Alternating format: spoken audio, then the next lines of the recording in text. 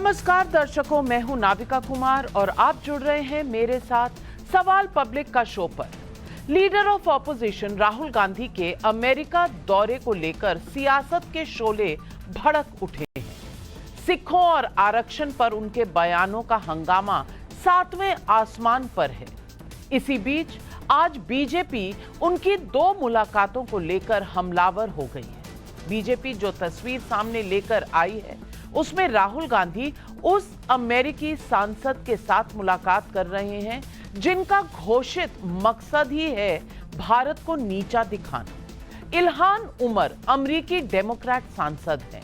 उनकी भारत विरोध की कुंडली मैं आगे निकालने वाली हूं। बीजेपी ने अमेरिका में भारत विरोधी एजेंडा चलाने वाले बांग्लादेशी पत्रकार मुशीफुल फजल अंसारी के साथ राहुल गांधी की मुलाकात पर भी सवाल उठाया।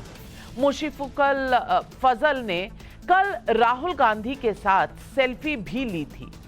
मुशफिकुल फजल की भारत विरोधी कुंडली मेरे पास है जो दिखाऊंगी आप सभी दर्शकों को। उधर भारत के टुकड़े कर खालिस्तान बनाने का दुस्साहस करने वाले सिख फॉर जस्टिस के गुरपतवंत सिंह पन्नू ने बयान जारी कर कहा है, भारत में सिखों के अस्तित्व का संकट। राहुल का यह बयान साहसी और रास्ता दिखाने वाला है। और उन्हें कौन सा रास्ता देखना है, मुझे लगता है इस देश में हर नागरिक जानता है। इन घटनाक्रमों के बाद बीजेपी ने कहा है कि राहुल गांधी की हरकतें बचकानी नहीं, शैतानी हैं। राहुल गांधी के अमेरिकी दौरे पर उठे इन्हीं सवालों के बीच कांग्रेस अध्यक्ष मल्लिकार्जुन खड़गे का जवाब है, ये लोग हमारे खिलाफ विदेश में क्या क्या नहीं बोले, कनाडा, अमेरिका, जापान में क्या क्या नहीं बोले। इन्होंने हमारे खिलाफ हर प्लेटफॉर्म का दुरुपयोग किया है और हमको बता रहे हैं कि ये नहीं बोलना, वो नहीं बोलना। राहुल गांधी को देशद्रोही बताते हैं और हमको इतनी गालियां दी हैं। मल्लिकार्जुन खड़गे सिर्फ यही नहीं बोले, उन्होंने एक और बड़ी बात कही है। बड़ी बात जेल भेजने की है। किसे जेल भेजने का प्लान था, 20 नंबर कैसे बीच में आ गया, ये सब आगे बताऊंगी। लेकिन सवाल है कि मोहब्बत की दुकान लगाने वाले राहुल गांधी के मोहब्बत वाले नैरेटिव का खड़गे ने भांडा फोड़ कर दिया। भारत विरोधियों से राहुल गांधी का एक एक कर मिलना क्या दिखाता है, यही है आज सवाल पब्लिक का।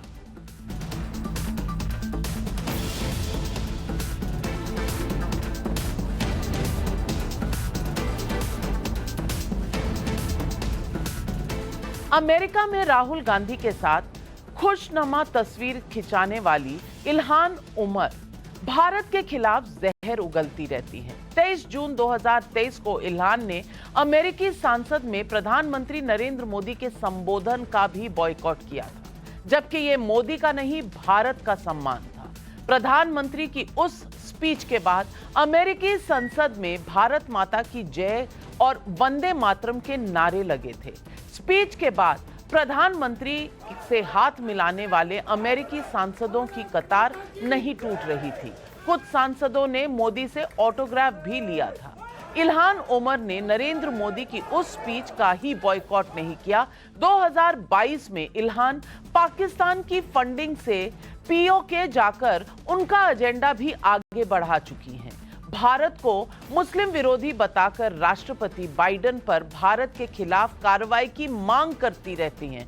खालिस्तानी हरदीप सिंह निज्जर हत्याकांड में कनाडा की से कूटनायक विवाद में भारत विरोधी रुख अपना चुकी हैं और बार बार सोशल मीडिया पर इसे रखती हैं और कोर्ट के ऑर्डर पर लागू असम की एनआरसी का विरोध कर चुकी हैं। जबकि राहुल गांधी के साथ सेल्फी खिंचाने वाले बांग्लादेशी पत्रकार मुशफिकुल फजल ने अरविंद केजरीवाल की गिरफ्तारी के भारत के अंदरूनी मामले में अमेरिकी दखल की कोशिश वाला सवाल पूछा था।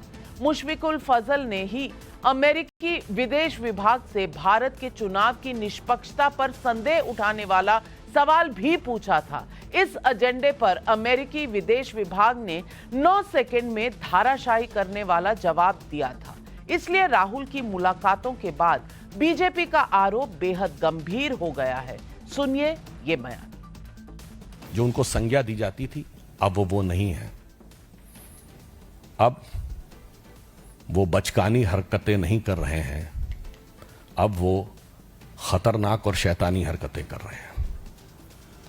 अब वो हर उस ताकत के साथ हैं जो भारत को कमजोर देखना चाहती है, भारत को झुका हुआ देखना चाहती है।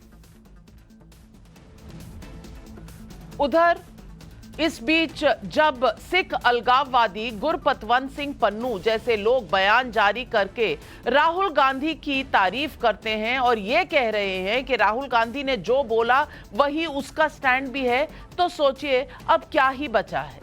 परमवीर चक्र विजेता कैप्टन रिटायर्ड बाना सिंह का ये बयान सुनिए।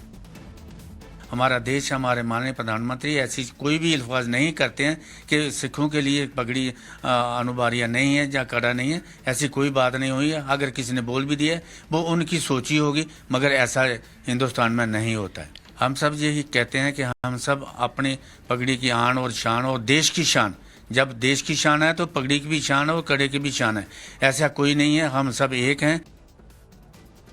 उधर इल्हान उमर और मुशफिकुल फजल जैसों के साथ राहुल गांधी की मुलाकात पर फैक्चुअल पोजीशन बताने की बजाय कांग्रेस क्या कह रही है, ये भी सुनिए। ज्यादा ही आपत्ति है तो इनको कहिए कि जरा चिट्ठी लिखें स्टेट डिपार्टमेंट को और कहें कि इल्हान उमर के खिलाफ एक्शन लिया जाए। आप किस किस से मिलते हैं विदेश में? हम सार्वजनिक चाहते हैं उस लिस्ट को। प्रधानमंत्री विदेश जाते हैं, किस किस से मिलते हैं? और हम ये भी जानना चाहते हैं भरत जोटवानी से क्या रिश्ते हैं आपके? वो भरत जोटवानी जिसके लिए छोटा शकील सोनू निगम को फोन करके धमकाता है, वो भरत जोटवानी प्रधानमंत्री के इवेंट मैनेजमेंट करता है। बताइए क्या संबंध है प्रधानमंत्री के भरत जोटवानी से?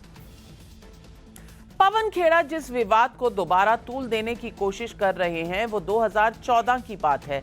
आरोप लगा था कि अंडरवर्ल्ड से संबंध वाले भरत जोटवानी नरेंद्र मोदी के मैडिसन स्क्वायर इवेंट के आयोजकों में शामिल थे।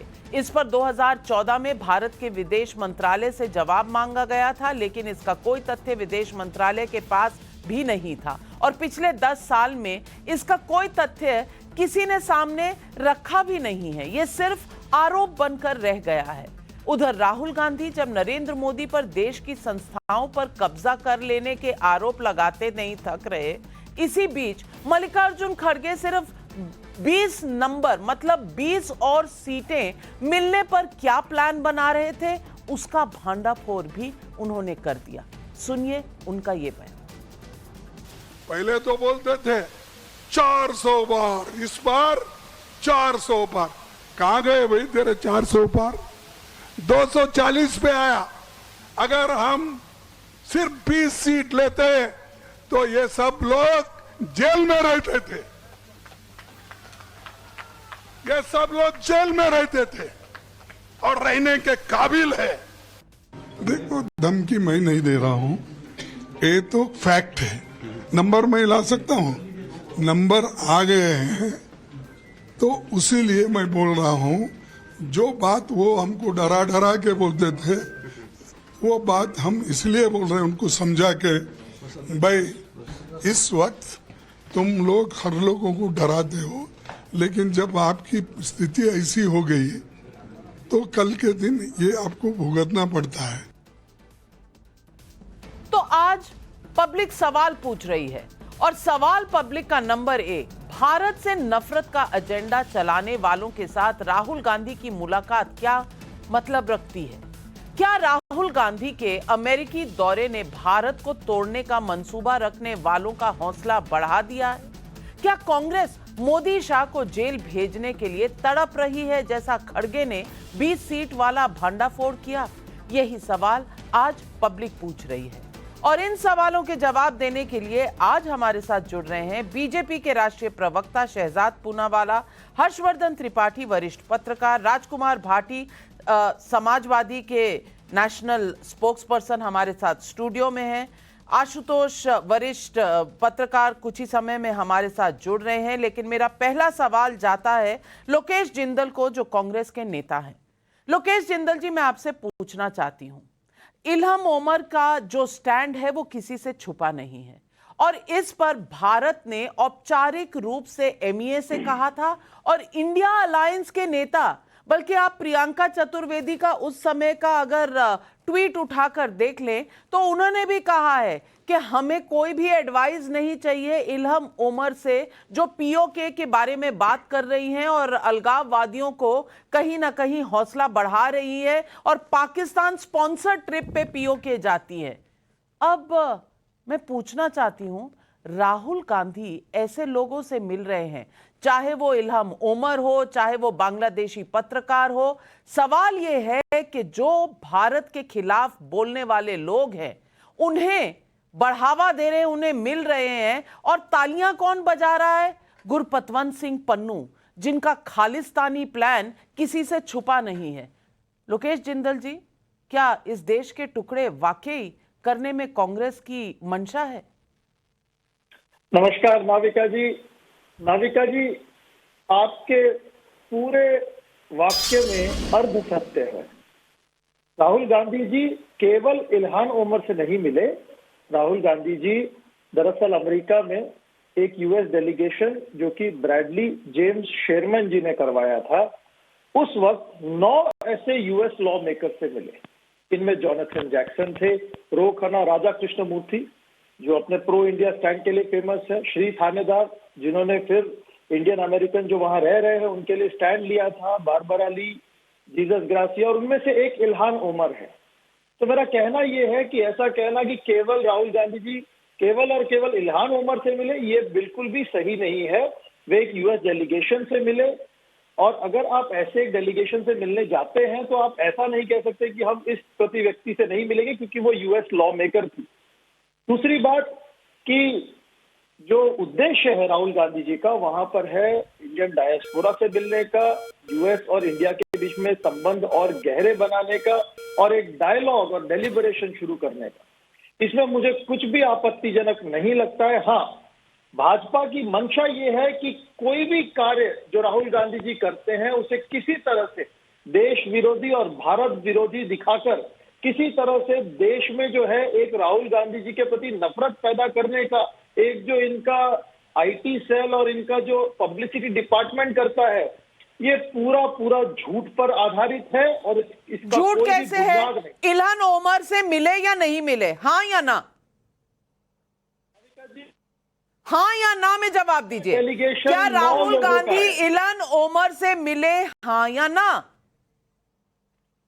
वो राहुल गांधी जी के हाथ में नहीं है कि वो इल्हान ओमर से मिले या ना मिले। ऐसी क्या US delegation मजबूरी है। है कि पीओके और भारत के कश्मीर स्टैंड के खिलाफ जो बोले उनसे राहुल गांधी को मिलना पड़ता है, और ऐसे जर्नलिस्ट जो भारत के खिलाफ बोले उनसे उनको सेल्फी खिंचानी पड़ती है? ऐसी कौन सी बात है? हम जैसे भारत के पत्रकारों को तो उन्होंने बॉयकॉट किया हुआ है, वहां के पत्रकारों के और official वैसे US लॉ मेकर्स के lawmakers साथ का वो delegation मिल है। रहे हैं, और तालियां कौन बजा रहा है? गुरपतवंत सिंह पन्नू। मैं शहजाद पूनावाला जी आपसे पूछना चाहती हूं, वो डेलीगेशन से मिले, सिर्फ इल्हाम ओमर से नहीं मिले, यही एक डिफेंस है कांग्रेस के पास, आप मानते हैं?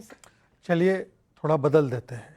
सिख फॉर जस्टिस ने उनके सिखों पर दिए गए बयान को एंडोर्स किया। आज पूरे दिन में ऑफिशियली कांग्रेस ने उसका खंडन किया है। ये तो उनके हाथ में है ना। मुझे ऑफिशियल जयराम रमेश 500 ट्वीट करते दिन में और 600 ट्वीट सुप्रिया श्रीनेत करती है, एक ट्वीट दिखा दीजिए। दूसरी बात, जब एलओपी या प्रधानमंत्री किसी से भी मिलते हैं वो उनका विशेष अधिकार होता है कि उनके सामने जो डेलीगेशन आएगा उसमें कौन होगा नहीं होगा। ये डेलीगेशन वेटेड डेलीगेशन है, कौन आ रहा है, कहाँ से आ रहा है, क्या बोल रहा है, और बाकी सब तो आपने बताया कि जम्मू कश्मीर के विषय में, पाकिस्तान का नैरेटिव स्ट्रेंथन करने के विषय में, हिंदुओं को गाली देने के विषय में, भारत के खिलाफ एंटी इंडिया रेजोल्यूशन लाने के विषय में तो इल्हान ओमर ने बोला है। पता है, और एक बात बोली, निज्जर जो इंदिरा गांधी जी की हत्या को सही बताता है वो मारा गया। अब अननोन लोगों ने मार दिया, पता नहीं कौन मार के चले जाते हैं। एनीवेज, उसका दोष भारत पर डालकर कि निज्जर संत था, निज्जर एक कौम का फरिश्ता था, ये इल्हान ओमर बोलती है। मतलब सोचिए, आज भाजपा का राष्ट्रीय प्रवक्ता इंदिरा गांधी के हत्यारे को बोलता है कि वो कुत्ते की मौत मरे तो हम खुश होंगे, और राहुल गांधी ऐसे व्यक्ति को जो उनको पीस का, शांति का दूत बताती है, उनके साथ खड़े, सीख फॉर जस्टिस के साथ खड़े। और तीसरी आखिरी बात मैं समाप्त कर लेता हूं, केवल उनसे थोड़ी मिले, जेरेमी कॉर्बिन से भी मिले हैं। ये सेल्फी भी खिंचवाई है बांग्लादेशी पत्रकार के साथ, वो छोड़ देते हैं। आखिरी बात से मैं पूछना था, एलओपी के रूप में देखिए 2 चरित्र, वाजपेयी जी जब एलओपी के रूप में गए तो जम्मू कश्मीर का पक्ष रखने गए, नरसिम्हा राव ने बोला तो वो चले गए। नरसिम्हा राव को ये मानते नहीं है। और आज का एलओपी वो है जो भारत के स्टैंड से अलग हटकर पाकिस्तान के स्टैंड को एंडोर्स करने वाली के साथ खड़े हो जाते। ये अंतर आया है और यही विडंबना है कि एलओपी के पद पर आकर वो पप्पू का मतलब मैं आपको समझना चाहता हूं। पप्पू का मतलब बन चुका है कि परवेयर and propagator of propaganda unlimited बन चुके हैं। ये पप्पू बन चुके हैं राहुल गांधी। इसीलिए जिस प्रकार से सिखों के बारे में भी झूठ, 5 इंस्टेंस बता दो जहां पर सिख की पगड़ी उतारी गई और रिजर्वेशन खत्म कर देंगे, ये भी बोल दिया। अब भाटी जी बैठे हैं लाल गमछा लगा के, बताइए भाटी जी, रिजर्वेशन अंबेडकर जी का खत्म करेंगे और किया भी है। एएमयू जामिया में किया है, कर्नाटका में किया है। सवाल यही है भाटी जी, भारत को नीचा दिखाने वाले, पाकिस्तान का पक्ष लेने वालों के साथ राहुल गांधी की दोस्ती है, मिल रहे हैं उनसे अमेरिका में, और इस देश में सिखों के बारे में उन्होंने क्या कहा उस पर तो आपने गुरपतवंत सिंह पन्नू का बयान भी देख लिया है और पढ़ भी लिया है। और ये जो रिजर्वेशंस, आरक्षण के बारे में जो कहा, मैं पूछना चाहती हूं ऐसी कौन सी मजबूरी है कि आप और जो अलायंस पार्टनर्स हैं आपके लब सिले हुए हैं, कुछ आपके मुंह से नहीं निकलता आपके देश के खिलाफ, हम सब के देश के खिलाफ जब इस तरह का काम होता है? नहीं, हमारे लब आज़ाद हैं, बिल्कुल सिले हुए नहीं हैं। और हमारे जहाँ देश के लिए ज़रूरत पड़ेगी, केवल बोलना नहीं, देश को जान देने की ज़रूरत भी पड़ेगी, खून की भी ज़रूरत पड़ेगी, तो वो भी हम देने को तैयार हैं। देश की रक्षा के लिए, देश के लोकतंत्र के लिए, देश में न्यायिक व्यवस्था लागू करने के लिए। इल्हान उमर का जो पीओके पे स्टैंड है, उसके साथ कोई नहीं है देश से, हम उसका समर्थन नहीं कर सकते। खालिस्तान पर जो पन्नू का स्टैंड है, उसका कोई समर्थन नहीं किया जा सकता। लेकिन राहुल गांधी के लिए या किसी विपक्ष के नेता के लिए ये कह देना कि वो देशद्रोही हैं, देश तोड़ने के षड्यंत्र में शामिल हैं, देश को तोड़ना चाहते हैं, ये बहुत ही आपत्तिजनक और बहुत ही गलत बात है। ये भारतीय जनता पार्टी की, आरएसएस की जानी पहचानी कल्चर है, संस्कृति है, इनकी कार्यशैली है। ये विपक्ष के नेताओं का चरित्रहनन करते हैं, उन्हें आरोपित करते हैं, उनके बारे में झूठ फैलाते हैं, अफवाह फैलाते हैं। ये दोनों बयानों को गलत कोट कर रहे हैं। ना तो राहुल गांधी ने आरक्षण खत्म करने की बात की है, ना राहुल गांधी ने ये कहा है कि भारत में किसी सिख को पगड़ी पहनने की मनाही है या कड़ा पहनने की मनाही है। वो दोनों बातें जो कह रहे थे, जब आप विस्तार से पूछेंगे तो मैं उसका विश्लेषण करूंगा।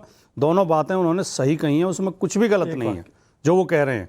और एक अच्छे नेता को, जनप्रिय नेता को, देश की चिंता करने वाले नेता को ऐसे विषयों पर बोलना चाहिए। और राहुल गांधी कहीं यूनिवर्सिटी में छात्रों से बात कर रहे हैं, कहीं वहाँ के सांसदों से बात कर रहे हैं, कहीं मजदूरों से बात कर रहे हैं, कहीं भारतीयों से बात कर रहे हैं। ये एक नेता को भिन्न भिन्न प्रकार के लोगों से मिलना चाहिए, अनुभव इकट्ठे करने चाहिए, ताकि देश और दुनिया के बारे में उसकी समझ स्पष्ट हो सके। अनुभव उनसे ही इकट्ठा होता है जो इस देश को तोड़ने की बात करते हैं। पहला सवाल तो ये पूछूंगी, क्योंकि ये पहली बार नहीं है। इंडियन अमेरिकन मुस्लिम काउंसिल की डायरेक्टर सरिता पांडे से वो जून 23 में मिले। 2017 में डोकलाम विवाद के समय वो चीन के राजदूत से मिल रहे थे। 2008 में चीन की कम्युनिस्ट पार्टी के साथ एमओयू साइन कर रहे थे। अब इल्हान उमर के साथ, बांग्लादेशी पत्रकार के साथ। मैं पूछ रही हूं कि भारत को सपोर्ट करने वाली शक्तियां उनके साथ नहीं है, और सिखों पर अगर उन्होंने कुछ गलत नहीं कहा तो शहजाद पूनावाला इतनी तालियां गुरपतवंत सिंह पन्नू क्यों बजा रहे हैं? और उसका खंडन नहीं किया। पर मैं एक ही बात, भाटी जी ने कहा कि आरक्षण के विषय पर उन्होंने कुछ नहीं बोला, गलत जो था नहीं बोला जो आप कह रहे हो। भाटी जी, आपकी कुछ आदत तो बन चुकी है आजकल कि हर बार आप मेरे बीच में बोलते हो। कोई ऐसी व्यक्ति, मुझे आप मिसकोट करोगे तो मैं बोलूंगा। मैं आपके सामने मैं आपको फिर से ठीक से कोट करता हूं। आपने कहा कि आरक्षण के विषय में राहुल जी ने कुछ गलत नहीं बोला। हाँ, यस। तो मायावती जी को आपने झूठा बोल दिया। बिल्कुल, मायावती जी झूठी है। बिल्कुल। देखिए, बहन मायावती, मेरे 10,000 उनसे डिफरेंसेस हो सकते हैं, पर आज भाटी जी, जिन्होंने आरक्षण पदोन्नति में नहीं होना चाहिए, उनकी पार्टी का ऐतिहासिक स्टैंड था, वो बहन मायावती को झूठा बोल रहे हैं। जाटव समाज देख ले। मैं बोलूं बोल दी अपनी बात, मेरी बात पहुंच गई जहां पहुंचती थी। हाँ, नहीं, ठीक बात। आरक्षण पर राहुल गांधी ने ये कहा है कि जब तक समानता ना आ जाए तब तक आरक्षण को खत्म करने के बारे में सोचा नहीं जा सकता। दूसरी बात, आप आरक्षण के, आपकी पार्टी आरक्षण की विरोधी है, आरक्षण को खत्म कर रही है, तो जामिया हाई कोर्ट सिद्ध AMU में कर आ गई चुका। थी। उत्तर प्रदेश आरक्षण का मुद्दा जो है वो कल का था, हो चुका, और उस पर जिस तरह से बयान आए हैं वो दिखाता है कि कैसे डिफेंसिव क्रिकेट आप खेल रहे हैं। लेकिन मैं पूछना मायावती चाहती जी हूँ को झूठा बोल हर्षवर्धन त्रिपाठी जी, मेरा सवाल आपसे इतना ही है कि ऐसी कौन सी प्रवृत्ति है, ऐसी कौन सी मजबूरी है कि राहुल गांधी कभी वहां खड़े पाए जाते हैं जहां कहा जाता है कि अफजल हम शर्मिंदा हैं, तेरे कातिल जिंदा हैं, वहां पाए जाते हैं जहां पाकिस्तानी सपोर्टर्स होते हैं, इलम उमर जो पीओके पाकिस्तान के स्पॉन्सर्ड ट्रिप पे चली जाती हैं, जिन्हें सरकार अमेरिका की ने नहीं भेजा था, ये उन्होंने भी स्टेटमेंट दिया था। ये ऐसी कौन सी मजबूरी है कि राहुल गांधी के लिए तालियां बजती है तो उनसे जो भारत से पंजाब का हिस्सा ले लेना चाहते हैं, ये कौन सी मजबूरी है? और फिर भी समाजवादी पार्टी की कौन सी मजबूरी है जो उनको सपोर्ट करते रहते हैं? नविका जी, पहली बात तो मुझे आज कोई मजबूरी किसी की नहीं होनी चाहिए थी, मुझे ऐसा लगता है। ठीक है, अलग अलग पार्टियों के प्रवक्ता हैं, हम पत्रकार हैं, सबकी सोच होती है, उस सोच के आधार पर दर्शक हमारे बारे में तय भी करते हैं और तय करना चाहिए। जैसे हमें बोलने का अधिकार है वैसे दर्शकों को तय करने का अधिकार है। लेकिन आज किसी भी खिड़की में कटे हुए किसी भी व्यक्ति की आवाज दूसरी नहीं होनी चाहिए। आज राजनीति वाला गोलमोल खिचड़ी और उसमें सब मिला देना, ये करने से बचना चाहिए। क्यों बचना चाहिए?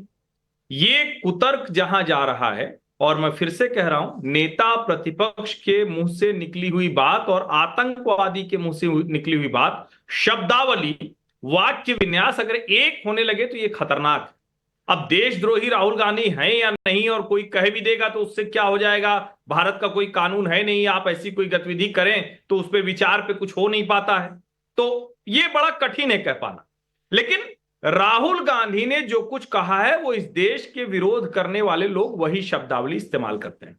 इस देश में सिर्फ 1984 में सिखों के सर पर पगड़ी होना वो कठिन हो गया था, जान का प्रश्न बन गया था। पगड़ी सर पर है, केश कटा कर नहीं रहे तो कहां गर्दन कट जाएगी, और उस वक्त कांग्रेसियों के ऊपर नरसंहार का आरोप लगा था। ये कोई छिपी हुई बात नहीं, पूरा पंजाब आतंकवाद में रहा इंदिरा गांधी की नीतियों की वजह से, कोई छिपी हुई बात नहीं।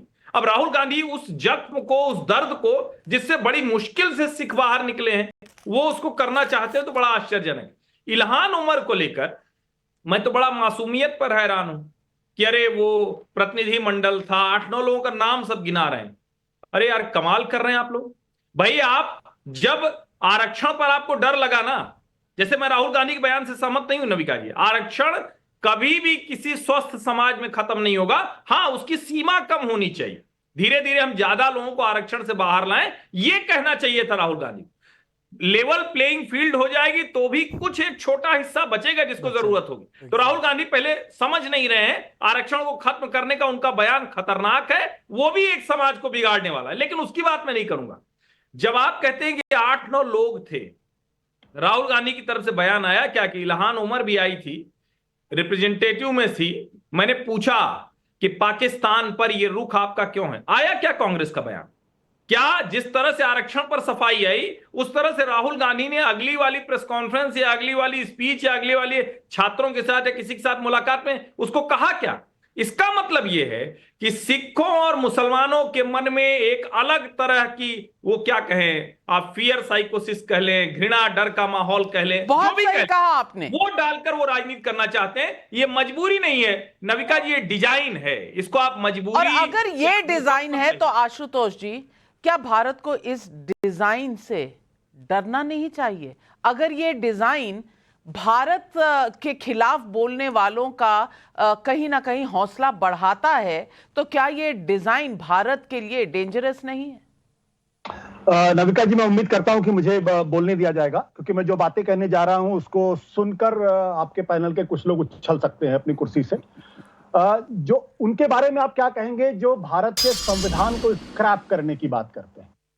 मैं उनको देशद्रोही नहीं मानता, कुछ लोग जरूर देशद्रोही मानते हैं। उनके बारे में क्या कहेंगे जो कहेंगे वो भारत के संविधान को नहीं मानते हैं?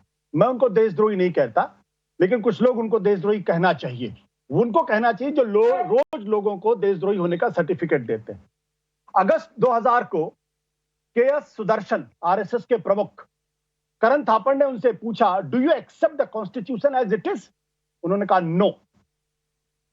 तो क्या सुदर्शन देशद्रोही है? देश तोड़ने वाले लोग थे? सिर्फ एक बयान नहीं है। उसके बाद 11 मार्च 2000 को फिर वो कहते हैं RSS wanted a totally new constitution.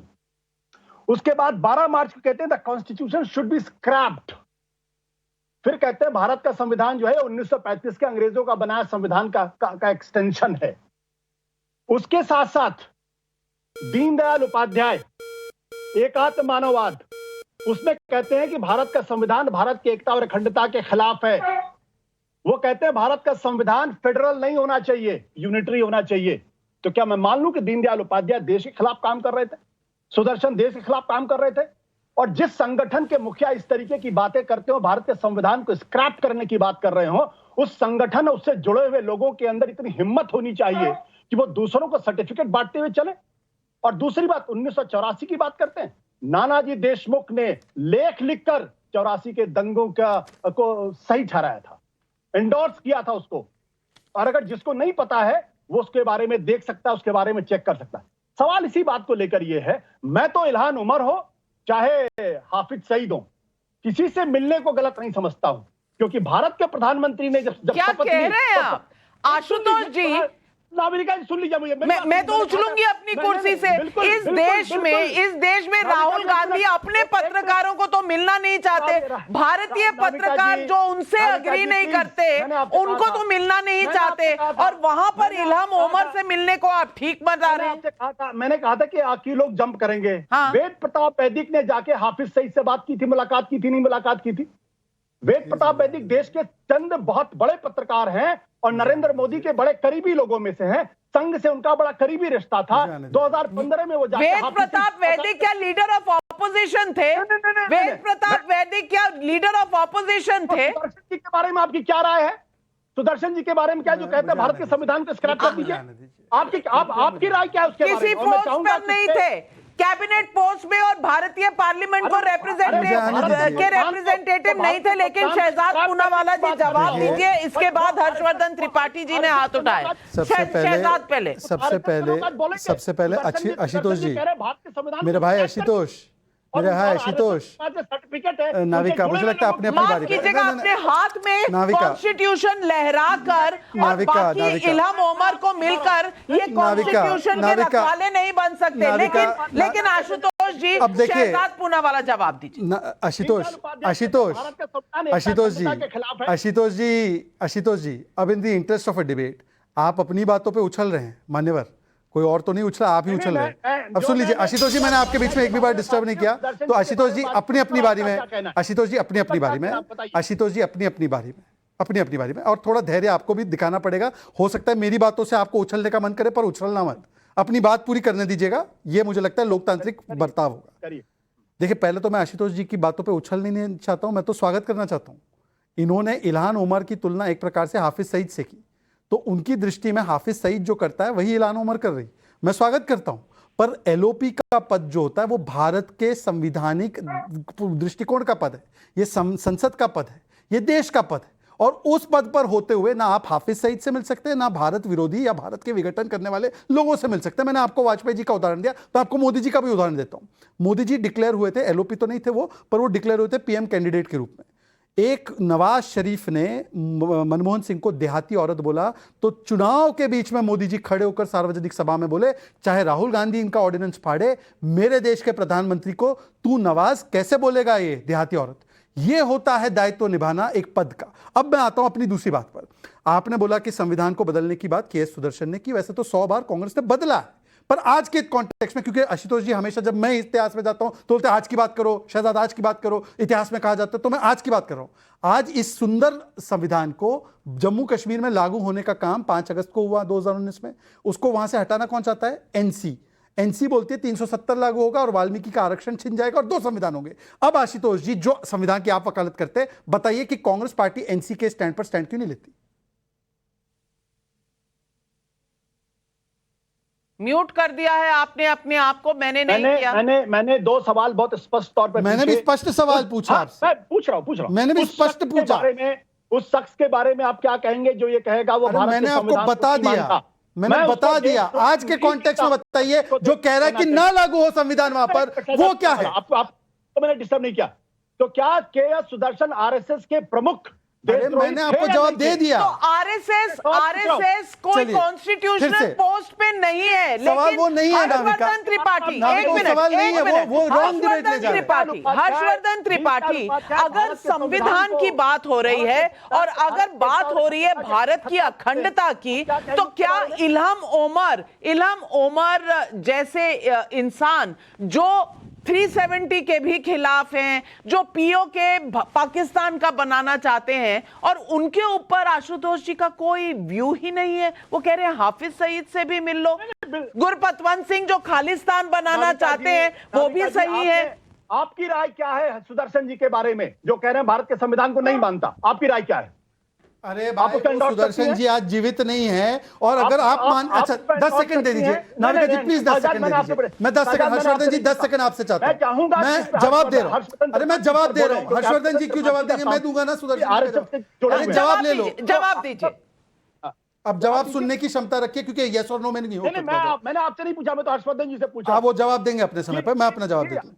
दर्शन जी, मैं आप, अरे भाई ये क्या तरीका है भाई आशुतोष जी, डिबेट हाईजैक नहीं कर सकते। ओके, मैं तो कह रहा हूं कि सुदर्शन जी ने तो केवल कहा, प्रियम्बल से शब्द बदलना, जो संविधान की आत्मा थी, राम जी के कृष्ण जी के चित्र को निकालना, इमरजेंसी लागू करके संविधान की आत्मा को मानना, यह किया कांग्रेस ने, 100 बार अमेंड किया। तो आप कांग्रेस के ऊपर स्टैंड लीजिए, और आज कर रही है 370 लागू होना मतलब संविधान लागू ना होना, उस पर स्टैंड लीजिए। अब आप यहाँ तो वो कह रहे हैं मैं संविधान को ही नहीं मानता, एकदम नक्सलवादी सोच है ये अरे तो। भाई आप मान ही नहीं रहे इस बात को, क्योंकि डिबेट इस बात की है कि संवैधानिक पद पर रहकर कोई ऐसा कर सकता है ना। सुदर्शन जी कभी किसी पॉलिटिकल पार्टी के अध्यक्ष थे, वो एक सोशल ऑर्गेनाइजेशन के अध्यक्ष थे, लेकिन हर्षवर्धन त्रिपाठी, आशुतोष जी इस डिबेट को दूसरी तरफ क्यों ले जाना चाहते हैं?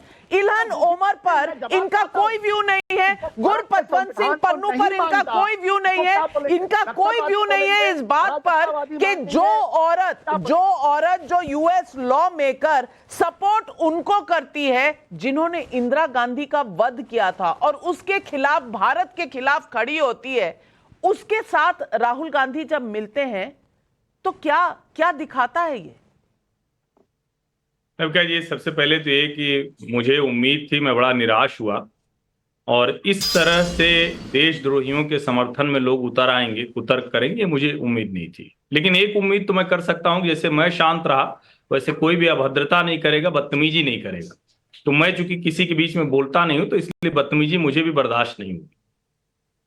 आज सुबह से संकट समझ रही हैं आप नविका जी, राहुल गांधी ने जो आतंकवादियों, देशद्रोहियों, देश विरोधियों जैसी शब्दावली का इस्तेमाल किया, उसने कांग्रेस के प्रवक्ताओं को निरुत्तर कर दिया है, पूरे कांग्रेसी इकोसिस्टम को निरुत्तर कर दिया है। बहुत कोशिश किया, तर्क खोजने का नहीं बोल पाए। और मैं लिख के देता हूं, आप पूरा, सिर्फ अपने शो का नहीं नविका जी, आप पत्रकार के तौर पर पूरे मीडिया में देखिएगा, परेशान हो गए। राहुल गांधी ने ऐसी देश विरोधी हरकतें कर दी हैं जिसका बचाव नहीं हो पा रहा है। अब बचाव नहीं हो पा रहा है तो क्या करना है? बचाव नहीं हो पा रहा है तो कुछ कुतर्क खोजना है। अब राष्ट्रीय स्वयंसेवक संघ इस देश में जो भी व्यक्ति है, वो चाहे विरोधी हो, चाहे समर्थक हो, चाहे जो हो, सामान्य बुद्धि वालों की बात कर रहा हूं, ज्यादा बुद्धि वालों की नहीं कर रहा हूं, हर व्यक्ति जानता है कि राष्ट्रीय स्वयंसेवक संघ मतलब राष्ट्र के प्रति पूरी निष्ठा रखने वाला संगठन। अटल बिहारी वाजपेयी की सरकार में बाकायदा संविधान समीक्षा आयोग बनाया गया। अब होता क्या है कि जब लोग बदल बदल कर कुछ कुतर्क लेकर आते हैं, उनको लगता है कि लोग पढ़े लिखे नहीं होंगे, जानकारी नहीं होगी, और कांग्रेस की सरकारों ने 80 बार संविधान बदल दिया। अब हम क्या कहें कि पूरी कांग्रेस की सरकार देशद्रोही थी? नेहरू जी पहला संशोधन लेकर आए और सीधे फ्रीडम ऑफ एक्सप्रेशन पर ही लेकर आए, तो क्या हम कहें कि नेहरू जी देशद्रोही थे? नहीं, हम नहीं कहते। सवाल यहां यह है कि क्या देश विरोधियों, देशद्रोहियों जैसी भाषा बोलने पर राहुल गांधी का बचाव किया जा सकता है? मेरा मानना है कोई भी पत्रकार, कोई भी नेता नहीं कर सकता है। और फिर से मैं कह रहा हूं, भारत में ये जिस तरह का एक सामाजिक दुराव, सामाजिक घृणा करने की कोशिश की जा रही है, उसमें कांग्रेस पार्टी बुरी तरह से फंस गई है। आरक्षण पर उन्होंने सफाई दे दी, सिखों वाले पर सफाई क्यों नहीं दी? क्यों दूसरे मसलों पर सफाई नहीं दी? इल्हान उमर को राहुल गांधी ने चेतावनी क्यों नहीं दी? और सोचिए, जिन इंदिरा गांधी हमारी पूर्व प्रधानमंत्री हैं, हम सबका सम्मान उन्होंने बढ़ाया, जिनकी हत्या हुई और जिसके लिए आज भी कनाडा में झांकियां निकाली जाती है। कनाडा सरकार से भारत की सरकार जब लड़ रही है तो नरेंद्र मोदी की सरकार, लेकिन मैं नरेंद्र मोदी की उसे नहीं मानता, वो भारत की सरकार है। और एक भारतीय के नाते इंदिरा गांधी के हत्यारों को, बहुत सही सवाल है। वहां इंदिरा गांधी को मारने की और उसकी प्रदर्शनी करने की एक कोशिश हुई है। अब इल्हान उमर उसके साथ खड़ी है, भारत के खिलाफ खड़ी है। मैं पूछना चाहती हूं, और आज कांग्रेस के ही नेता दिग्विजय सिंह जी के भाई लक्ष्मण सिंह ने कहा बस करो राहुल जी, बस करो। मैं पूछना चाहती हूं, कुछ लोग कांग्रेस में निकलकर बोल रहे हैं, और ये सवाल किसी भी वोट का नहीं है, ये सवाल है भारत की अखंडता का। इस पर भी अपना हाथ खींच लेना, राजकुमार भाटी जी, ये क्या सही है? नहीं, हर्षवर्धन त्रिपाठी जी को लगता है कि वो बहुत सभ्य और अनुशासित व्यक्ति हैं, और बाकी इस डिबेट में जो बैठे हैं वो बदतमीज हैं और असभ्य हैं। वो बदतमीजी करेंगे, असभ्यता करेंगे। अभी उन्होंने यही शब्द प्रयोग करे कि मेरे बीच में कोई बदतमीजी ना करे, कोई असभ्यता ना करे। जब आप अपने आप को शालीन और सभ्य मान रहे हैं, अनुशासित मान रहे हैं, तो दूसरे लोगों के प्रति भी ऐसी धारणा रखिए। ये इनके दिमाग की कमजोरी है। ये सोचते हैं कि ये तो देशभक्त हैं, बाकी सब देशद्रोही हैं। अगर निवेदन आज आपसे, अब तो आप ही बीच में अनुशासनहीनता कर रहे हैं। मुद्दे पे कुछ कहा नहीं जा रहा, तो इसीलिए आप हर्षवर्धन जी ने यही शब्द प्रयोग करे जो मैं बोल रहा हूँ। और हर्षवर्धन जी, आप ही बीच में देखो टोकटाकी कर रहे हो। हमने नहीं किया आपके बीच में बिल्कुल भी। आपने कहा मेरे बीच में कोई बदतमीजी नहीं करे। बदतमीजी कौन करेगा? आपके पास आज के मुद्दे पर कुछ नहीं है कहने को। पूरा मसाला बोलने के लिए। तो फिर मैं हर्षवर्धन त्रिपाठी की तरफ से माफी मांगती हूं। आप डिबेट के मुद्दे पर। भारतीय जनता पार्टी और उसके इकोसिस्टम की मानसिकता बताना चाहता हूं।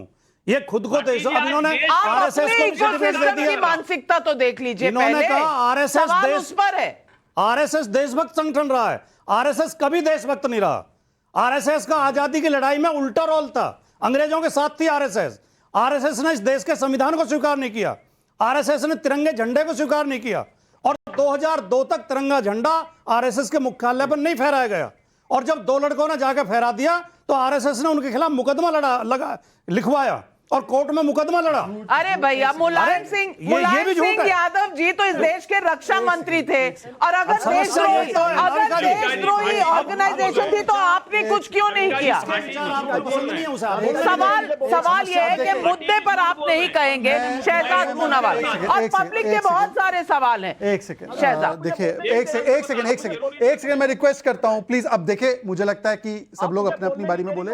देखिए भाटी जी, आशुतोष जी, देखिए अब आप हर्षवर्धन जी को सही प्रूव कर रहे हैं। अब आप हर्षवर्धन जी को सही प्रूव कर रहे हैं। ना ऐसे नहीं होता। नाविका जी, सवाल का जवाब मैं दूंगा, ऐसे नहीं होता। आशुतोष जी, आ रही हूं आपके पास। धीरज, धैर्य, थोड़ा सा। भाटी जी इतना धैर्य दिखा रहे हैं, जवाब सुनना भी उनको। आपके पास 30 सेकंड में अपनी बात कहें। भाटी जी ने दरअसल जो आरएसएस के विषय में बोला है, उन्होंने प्रणब मुखर्जी को अपमानित किया, क्योंकि प्रणब मुखर्जी उसके हेडक्वार्टर पे गए। उन्होंने महात्मा गांधी को अपमानित किया है। उन्होंने जेपी नारायण, जिन्होंने प्रशंसा की, उनको अपमानित किया है। उन्होंने नेहरू जी को अपमानित किया है। उन्होंने बहादुर शास्त्री को अपमानित किया, जिन्होंने आरएसएस की रोल को और योगदान को समझते हुए उनको रिपब्लिक डे में बुलाया था। पर मैं सवाल पूछना चाहता हूं, उन्होंने कहा कि आरएसएस के कोई भी व्यक्ति ने तिरंगे के लिए कभी कुछ नहीं किया है। अरे भाई, देवीपत चौधरी और जगतपति कुमार ने छाती पर 1942 में गोली खाई। आप मुझे एक समाजवादी बता दीजिए, समाजवादी पृष्ठभूमि का, जिसने छाती पर गोली खाई हो। और सुनिए, अब बीच में नहीं भाटी जी, देखिए अब यही अभद्रता थी, यही त्रिपाठी जी बोल रहे थे, यही अभद्रता। देखिए मैंने पूरा Navika, this is not fair. Navika, this is not fair. Navika, this is not fair कि आप हर बार किसी के फ्लो को आरएसएस के नाविका जी, आप इंटरव्यू कीजिए। नाविका, इंटरव्यू हर चीज का मुद्दा आरएसएस का मुद्दा है ही नहीं। आज मुद्दा है इल्हाम उमर। इल्हाम उमर पे सवाल का जवाब नहीं बन रहा। इसी बात का जिक्र कर रहे थे कि जब हम लोग की बोलने की बारी आती है, जब दूसरे पक्ष की बोलने की बारी आती है, झूठ बोले जाओगे तो कब? अरे भाई, तो हमें भी आपकी बात झूठ लगती है, हम नहीं बोलते बीच में। आप देशद्रोही का सर्टिफिकेट अंग्रेजों कोई किसी को सर्टिफिकेट नहीं दे रहा, लेकिन हर आदमी डिबेट में अपनी विचार। एक मिनट मैं ये विचार, लेकिन आप एक बहुत बड़ा झूठ बोला गया, प्लीज। कौन सा? मैं बता रहा हूं, और बीच में नहीं बोलना। इन्होंने कहा कि एक 50 साल तक आरएसएस ने तिरंगा नहीं लहराया, और जब किसी ने नागपुर के हेडक्वार्टर पर डाला तो उनके ऊपर एफआईआर हुई। फैक्चुअली बताता हूं, 2004 तक, जब तक नवीन जिंदल ने सभी प्राइवेट इंस्टीट्यूशंस को अधिकार नहीं दिया था सुप्रीम कोर्ट के माध्यम से, हम नहीं लगा सकते। दूसरी ये बात, भी आप सुनिए, गलत बोल अरे रहे भाई हो। तरीका ये ठीक नहीं है नाविका, यू कांट अलाउ कि वो झूठ बोले और मैं करेक्ट ना करूं Navika, but it has to be allowed. घरों में नहीं था, नहीं प्लीज प्राइवेट घरों मैं में कह रहा हूं कि मेरी बात आ जानी नहीं चाहिए विदाउट इजर। Navika, this is very important. केवल आरएसएस मैं कह रहा हूं कि अपनी बारे में बोलिए ना भाई, दिस इज नॉट फेयर ना। मैं आऊंगी आप आपके झूठ पास, मत बोलें आप। मैं अरे पर this is not the way। मैं आऊंगी आपके पास। नाविका देखिए, उन्होंने एक बात रखी, मुझे काउंटर करने का भी अधिकार नहीं है। 1952 से लेकर 2004 तक, जब तक नवीन जिंदल का केस नहीं आया, किसी को भी अधिकार नहीं था। और दूसरी बात, 2002 में जब कोई लोग गए नागपुर में और हेडक्वार्टर पे लगाया झंडा, तब सरकार महाराष्ट्र में कांग्रेस की थी, कांग्रेस ने उन पर एफआईआर की, हमने नहीं की। आप चेक कर लीजिए, अगर मैं झूठ बोल रहा हूं तो मैं माफी मांगूंगा। आप चेक कीजिए पुलिस किसके तहत थी, कौन स्टेट गवर्नमेंट में था जिन्होंने एफआईआर करवाई, हमने नहीं करवाई। ये फैक्ट जाना चाहिए। आरएसएस को गाली देना और आरएसएस को बदनाम करना बंद करिए, बंद करिए, बंद करिए। मेरा सवाल सिर्फ इतना है, मेरा सवाल आपसे राजकुमार भाटी जी सिर्फ इतना है कि आप आरएसएस को इल्हम ओमर के साथ कंपेयर करना चाहते हैं आज? नहीं, इल्हम ओमर जैसे लोगों से हमारी कोई सहानुभूति नहीं है, हमारे भारत के तो विरोधी फिर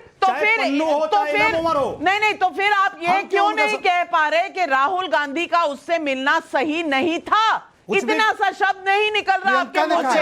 नरेंद्र मोदी जब नवाज शरीफ से मिलने गए थे पाकिस्तान, वो ठीक था। ये कुतर्कता है, दो लोगों का डिप्लोमेटिक विजिट और ये तो विजिट। अडवाणी जी ने उसका खामियाजा भुगता, लेकिन दर्शक भी सवाल पूछ रहे हैं। आशुतोष जी, आ रही हूं आपके पास। गौतम चंद आंचलिया का बेंगलुरु से सवाल है, राहुल गांधी की मोहब्बत की दुकान में इतने सारे भारत विरोधी कैसे ग्राहक बन जाते हैं? अयोध्या से दुर्गेश निर्भीक का सवाल है, अमेरिका में राहुल गांधी ने कहा कि भारत का चुनाव कंट्रोल था, वो ऐसा कैसे बोल सकते हैं? मंजीत का चंडीगढ़ से सवाल है, राहुल के बयान का गुरपतवंत सिंह पन्नू समर्थन करता है और परमवीर चक्र विजेता बाना सिंह विरोध करते हैं। इसी से समझ लें कि राहुल गांधी का बयान कैसा था। प्रदीप कुमार का हैदराबाद से सवाल है, भारत के विरोध में बोलने वालों के साथ रिश्ता रखने वालों को आप क्या कहेंगे? आशुतोष जी, आज पब्लिक को जवाब दीजिए। नहीं, मैंने जो सवाल किया उसका जवाब मुझे किसी ने दिया नहीं। मैं उनको क्या बोलूं, उन श्यामा प्रसाद मुखर्जी को जिन्होंने पाकिस्तान प्रस्ताव पास करने वाले फजलुल हक की कैबिनेट में जाकर जगह ली। चलिए फिर से मैं उन श्यामा प्रसाद मुखर्जी को क्या बोलूं जिन्होंने अंग्रेज गवर्नर को चिट्ठी लिखकर कहा था कि भारत छोड़ो आंदोलन करने वालों को कैसे कुचला जाए। ये झूठ पे झूठ है। मैं उस श्यामा नाविका जी, ये झूठ पे झूठ बोले जा रहे हैं। नाविका जी, श्यामा प्रसाद मुखर्जी ने सरकार नहीं ज्वाइन की थी, उन्होंने किसान संघर्ष समाज को ज्वाइन किया था, उसमें थे वो। और आपने तो सुन लीजिए, जिन्ना कौन सी पार्टी से निकले, जिन्ना कौन सी पार्टी से निकले, जिन्ना कौन सी पार्टी से था, कांग्रेस पार्टी से था जिन्ना। अब दूसरी बात, सुन लीजिए आप, नहीं सुन लीजिए, श्यामा प्रसाद मुखर्जी ने कहा एक विधान, एक निशान, एक प्रधान, एक संविधान। श्यामा प्रसाद मुखर्जी के विचारों को आज अमल किया गया। दो निशान कौन चाहता है, दो विधान कौन चाहता है, दो संविधान कौन चाहता है? झूठ पे झूठ बोले जाएंगे। जहां पर भाटी जी बोले 2002 में महाराष्ट्र की सरकार कांग्रेस की, वो एफआईआर करती है, आरएसएस पर दोष डालते हैं। क्या तरीका है भाई ये? आप झूठ बोलने वालों को चैनल पे अलाउ करेंगे, ये बात ठीक नहीं है। आप बताइए, एनसी 370 चाहती है, आप हक में है या खिलाफ है? 370 आशुतोष जी अपनी बात खत्म कर। संविधान के पक्ष में या 370 के पक्ष में? बताइए आशुतोष, मैं फिर दोहरा देता हूं। 1940 में पाकिस्तान प्रस्ताव रखने वाले फजलुल हक की कैबिनेट में श्यामा प्रसाद मुखर्जी गए थे। उन्होंने भारत अंग्रेज गवर्नर को चिट्ठी लिखकर कहा था 1940 से 2024 में आइए। आशुतोष जी, आप मुद्दे को घुमाने की क्यों कोशिश कर रहे हैं, मेरी समझ में नहीं आ रहा। लेकिन सवाल आज इल्हम ओमर का है, तो आप पूरी दुनिया की सैर करा दीजिए, पूरा राष्ट्र का इतिहास बता दीजिए, 1857 से लेकर 2024 तक। लेकिन 2024 तक पहुंचेंगे नहीं। हर्षवर्धन त्रिपाठी जी, मैं पूछना चाहती हूं, इल्हम ओमर की बात पूछो तो आरएसएस को बीच में लाना, ये क्या मंशा दिखाता है? नहीं इसलिए देखिए नवका जी, मैं तो आपको कह रहा हूं, मैं तो शुरू में मैंने बताया कि आज किसी के पास कोई जवाब नहीं है। और श्यामा प्रसाद मुखर्जी कृषक प्रजा पार्टी के साथ थे। वो झूठ है जो लोग कहते हैं, और उसको बार बार चिल्लाकर झूठ को सही साबित करने की कोशिश करते हैं। मैं कहूंगा जो भी अभी आपका शो देख रहे हैं, तुरंत सर्च करें कृषक प्रजा पार्टी और वो समझ जाएगा। दूसरा, जब आज हम बात कर रहे हैं तो इल्हान उमर, गुरपतवंत सिंह पन्नू, देश में जिस तरह से भारत विरोधी माहौल बनाया जा रहा है, उनके साथ राहुल गांधी का खड़े होना, राहुल गांधी का देश विभाजक तत्वों के साथ जाकर सुर मिलाना, वहां से भारत में केरोसिन छिड़कने की कोशिश करना, उस पर चर्चा करनी चाहिए, उस पर बात करनी चाहिए। नहीं, उस पर नहीं। 1940 की बात करना चाहते हैं, 1940 की बात करना चाहते हैं। लेकिन मेरा एक और सवाल है, राहुल गांधी इल्हाम उमर के साथ नजर आते हैं और दूसरी तरफ खड़गे जी कहते हैं 20 सीटें और आ जाती तो सबको जेल में डाल देते। लोकेश जिंदल, मैं आपसे यही पूछना चाहती हूं, यानी कि आरक्षण हटा दीजिए, सिख यहां डरते हैं, गुरपतवंत सिंह ताली बजाए, इल्हाम उमर आपके साथ खड़े दिखे तो उनको लेजिटिमेसी मिले, और 20 सीटें आती तो आप सबको जेल में डाल देते। ये क्या संविधान का मजाक उड़ाया जा रहा है, जिस तरह से उठा उठा के दिखाया जाता था चुनाव में भी और बाद में संसद में भी?